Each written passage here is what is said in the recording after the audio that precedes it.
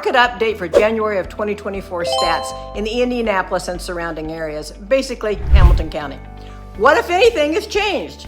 Let's take a look at the Hamilton County, Indiana housing market in the Indianapolis area.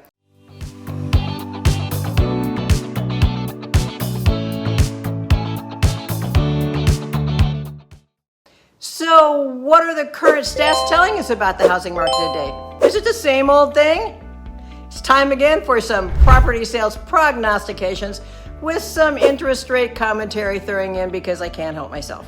So first, let's take a look at the current Hamilton County, Indiana numbers from January of 2024. And remember, this is only for single families. New listings at 347 rebounded by over 60% from the December low of 216. The sold listings in January at 305 numbered only 31 less homes than the number sold in December, and were only down 3.6% from January of 2023. So what's changing?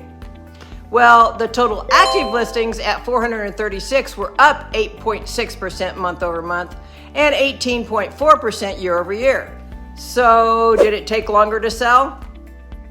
Not really. The average days on market went to 45 days from 48 days month over month, with the days on market being 50 in January of 2023. So not much change. The median price decreased slightly from $439,500 to $434,575, but the median price was up 2.8% year over year. Essentially, home prices have been fairly steady, trending upward with slight ups and downs for the past 2 years. The absorption rate, the number to watch that indicates the direction of the real estate market as a whole, was at 1.4 months, up slightly from 1.2 months in December of 2023. It has stayed at 1 month plus since mid-2022, when the absorption rate was measured in days. But what is the absorption rate? It's the number of days that it would take to sell all the current inventory.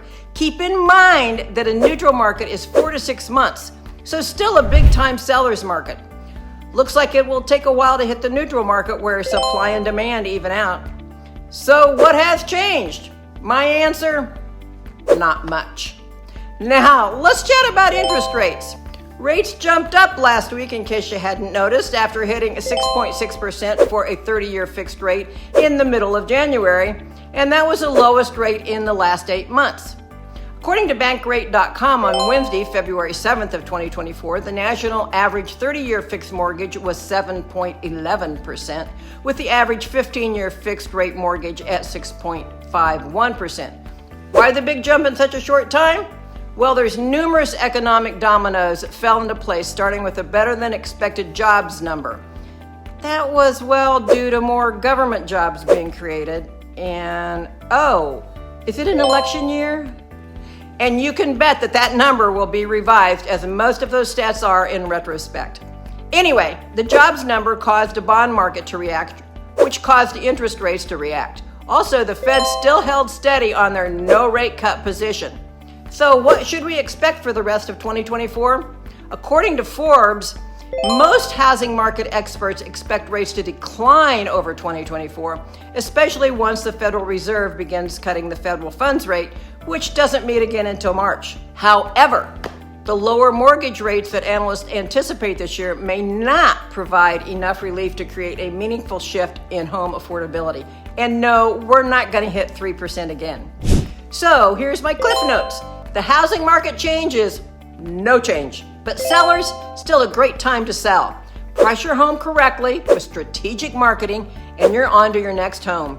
You need to do the math of the investment, appreciation, and tax impact of owning a home. You'd be surprised to know that the interest rate really doesn't matter. In fact, you might be financially better off. Call me if you want to know more. Signing off, it's Susan Roberts with Roberts Real Estate Group, brokered by eXp, your best friend in the business. See you on the other side of sold.